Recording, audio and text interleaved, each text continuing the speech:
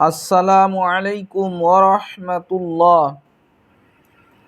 কাপড় পরার দোয়া। আলহামদুলিল্লাহিল্লাযী কাসানি হাজা ওয়া রাযাকানিহি মিন গায়রি হাওলিম মিন্নি ওয়ালা কুওয়া। এবং নতুন কাপড় পরার দোয়া।